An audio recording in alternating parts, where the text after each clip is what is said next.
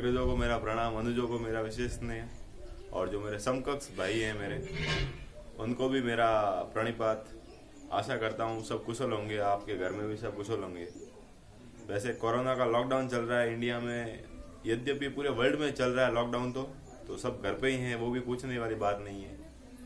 और जो कोरोना जैसी महामारी आई है उसका हम सब भारतीय गणराज्य की पूरी सरकारी मशीनरी भी लगी हुई है, और हम सामूहिक रूप से सामाजिक व्यवस्था के इर्द गिर्द सब एकजुट होकर उसका सामना कर रहे हैं। तो ये समस्या बहुत छोटी है, मतलब ऐसे तो बड़ी है लेकिन सचेत रहेंगे तो छोटी है, और उससे हम पार लेंगे। क्योंकि हमारे जो पूर्वज हैं उन्होंने छपनिया जैसी विभीषिका का भी यूं अपनी हिम्मत और हौसले से स्वागत मतलब उसका सामना किया है। तो कोई बात नहीं, इससे भी निजात पा लेंगे। मैं अपने घर में ही था और कुछ कविताएं मुझे अति प्रिय हैं, जैसा कि मेरे सब मित्र भी जानते हैं। उसमें एक रामधारी सिंह जी दिनकर कवि हुए हैं, जो बिहार से थे, राज्यसभा सांसद भी रह चुके हैं। उनका काव्य खंड है रश्मि रथी। उसके तृतीय सर्ग में कृष्ण की चेतावनी मुझे अति प्रिय है, तो मैं उसका पाठ करना चाहूँगा। अगर कुछ गलती वगैरह हो तो क्षमा कर दें, और कुछ सुझाव हो तो मेरे कमेंट बॉक्स में आप डाल दें, मैं उसको जरूर उस पर अमल करूँगा।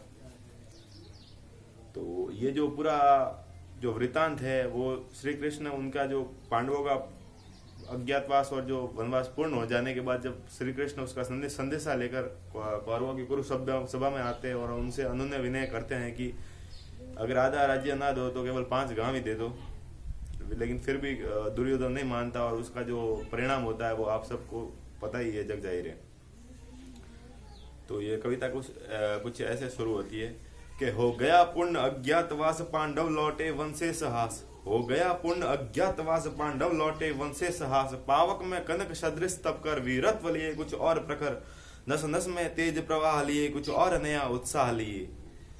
सच है विपत्ति जब आती है कायर को ही दहलाती है। सच है विपत्ति जब आती है कायर को ही दहलाती है। शूरमा नहीं विचलित होते, क्षण एक नहीं धीरज खोते। विघ्नों को गले लगाते हैं, कांटों में राह बनाते हैं। मुख से न कभी उफ कहते हैं, संकट का चरण न कहते हैं। जो आ पड़ता सब सहते हैं, उद्योग निरतनित रहते हैं। शूलों का मूल नसाने को, बड़ विपत्ति पर छाने को। है कौन विघ्न ऐसा जग में, जो टिक सके वीर नर के मग में। खम ठोक ठेलता है जब नर, पर्वत के जाते पाव उखड़। मानव जब जोर लगाता है, पत्थर पानी जब बन जाता है। गुण बड़े एक से एक प्रकार हैं, छिपे मानवों के भीतर। मेहंदी में जैसे लाली हो, वर्ती का बिच उजियाली हो। जो रोशनी नहीं, जो बत्ती नहीं जलाता है, रोशनी वह नहीं पाता है। पीसा जब जाता इक्षुदंड, बहती रस की धारा अखंड। मेहंदी जब सहती है प्रहार, बलती ललनाओं का श्रृंगार। जब फूल पिरोए जाते हैं, हम उनको गले लगाते हैं। वसुधा का नेता कौन हुआ, भूखंड विजेता कौन हुआ। अतुलित यश क्रेता कौन हुआ, नव धर्म प्रणेता कौन हुआ। जिसने न विघ्नों में रहकर नाम किया, जिसने ना कभी आराम किया। जब विघ्न सामने आते हैं, सोते से हमें जगाते हैं। मन को मरोड़ते हैं पल पल, तन को झंझोड़ते हैं पल पल। सतपथ की ओर लगाकर ही जाते हैं, हमें जगा कर ही। वाटिका और वन एक नहीं, आराम और रण एक नहीं। वर्षा आंधी आतप अखंड है, साधन पौरुष के प्रचंड। वन में प्रसून तो खिलते हैं, बागों में शाल न मिलते हैं। कंकरिया जिनकी तेज सुगर छाया देता केवल अंगर। विपदाएं दूध पिलाती है, लोरी आंधियां सुनाती हैं। जो लाक्षागृह में जलते हैं, वे ही शूरमा निकलते हैं। मेरे किशोर मेरे ताजा, बढ़कर विपत्तियों पर छाजा। जीवन का रस छन जाने दे, तन को पत्थर बन जाने दे।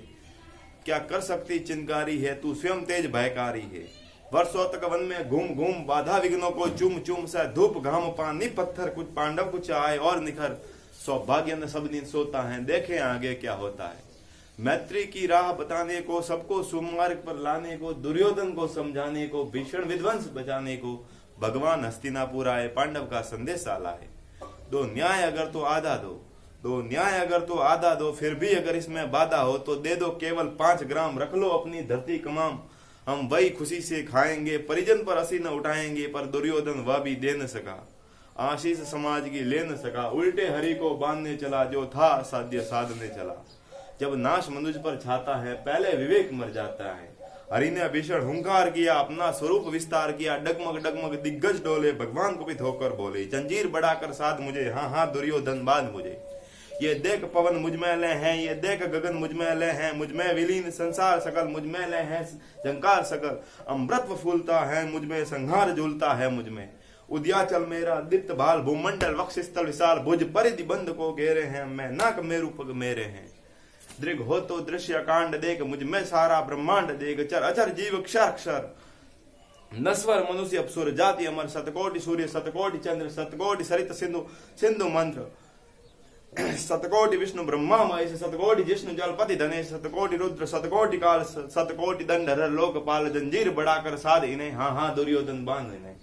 अंबर में कुंतल जाल देख, पद के नीचे पाताल देख, मुट्ठी में तीनों काल देख, मेरा स्वरूप विकराल देख, सब जन्म मुझी से पाते हैं, फिर लौट मुझी में आते हैं।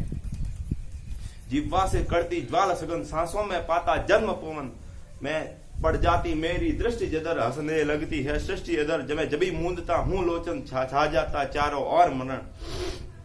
सब जन्म मुझी से पाते हैं, फिर लौट मुझी में आते हैं।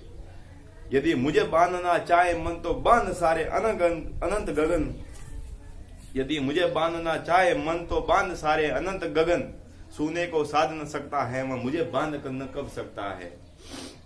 हित वचन तूने नहीं माना, मैत्री का मूल्य न पहचाना, ले अब मैं जाता हूँ, अंतिम संकल्प सुनाता हूँ, याचना नहीं अब रण होगा, जीवन जय की मरण होगा, टकराएंगे नक्षत्र निकर, बरसे की भू पर वहनी प्रकर, फण शेष नाग का डोलेगा, विकराल काल मुंह खोलेगा, फिर रण ऐसा होगा कभी नहीं जैसा होगा, भाई पर भाई टूटेंगे, विषबाण बूंद से छूनेंगे, वायस श्रीकाल सुख लूटेंगे, सौभाग्य मनुष्य के फूटेंगे, आखिर तू भूषाई होगा, हिंसा का पर्दाई होगा।